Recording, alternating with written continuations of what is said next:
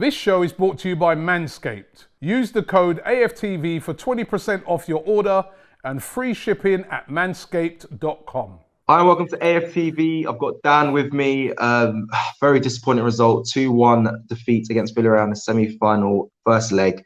Now, I already know your stance on Arteta, how we've been this season, but we need to dive a bit more deeper, bro, because I don't know if this is going to get any better. I want to ask you as well, do you have any confidence in us going through in the second leg and getting the win? The confidence I had was in this leg, Cecil.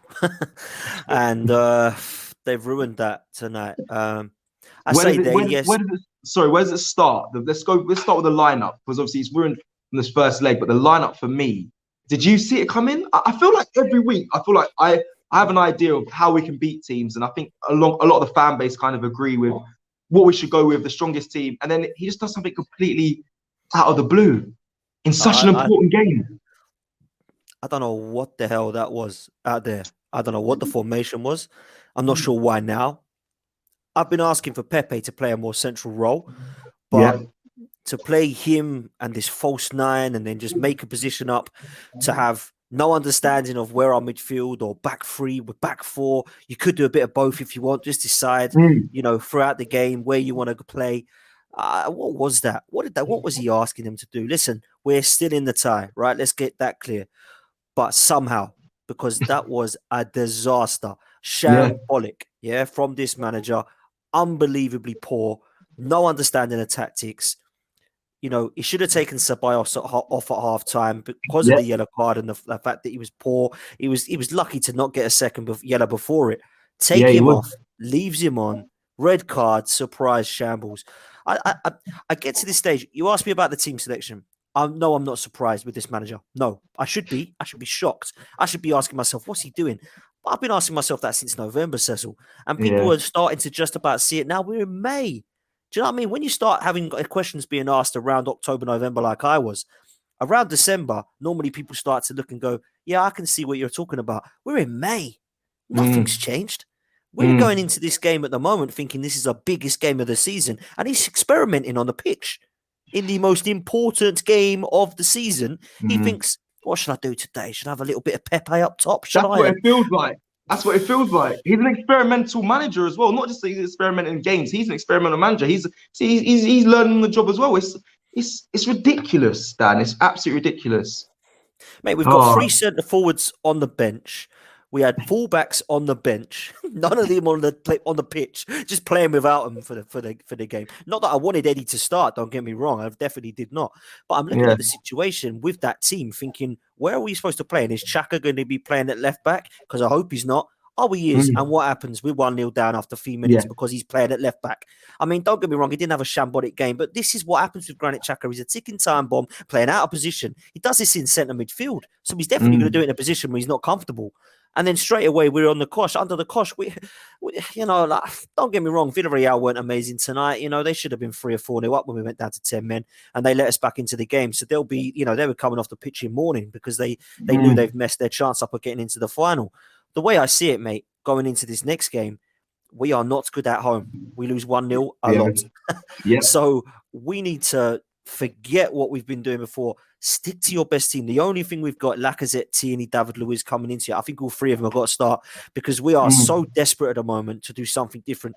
This team, no matter who he plays out, does not have no telepathy with this manager. I've seen it time and time again since November. They're not playing for him. They're not understanding it, or they're just not good enough, or they just don't do you think he's lost the judgment on them, Dan, as well? Do you think that's to me, it's a semi-final. It's the first leg. The players should have been up for it, and the only person to do that is your manager. He's the one that gets you up for it. Of course, you can say, "Listen, I shouldn't have to do anything because it's a semi cup final. You guys know how big it's taking this," but the manager should be able to get them riled up for it anyway, or have some sort of idea of how to get them out playing their best. We conceded in the first 5 minutes. Do you know what I mean? Do you know what the funniest thing about it is? Unai Emery concedes 35 shots against Watford. He doesn't against Arsenal under Arteta, though, does he? Because we had about 3 shots the whole game. It was a shambles, mate. Yeah, the players have got to take a lot of responsibility, of course. This manager, why are we experimenting in these games? Why? Do that at the weekend against Everton, man. Don't do it tonight. What is going on with him? I've want the guy gone, and I still want the guy gone, and I won't change it even if we win this damn competition. I was just about to say, if we win terrible. it, would that change your mind? Please, no? please, man, just please go. I mean, it's just embarrassing trying to watch these players come together with this manager now, and people will sit there and say, "But who else have we got? Who else are we going to get?" I can name you 6: Allegri, Conte, Simeone, Rafa Benitez, Brendan Rodgers, Ten Hag. There's 6 straight away that will do a better job than him. Why? Because they're experienced and proven, that have won football games consistently. This guy might be able to get you up for one game in the FA Cup final, or he might be able to get you up for one game in the second leg against Villarreal. But show me some progress. He can't do it. And we are still playing boring, unattractive football. And it is hard to watch us. It is so hard, mate. I am struggling at the moment to put the TV on and say, Arsenal today, I should be buzzing for the games. Like, right, come on, let's get up for this. You and me both.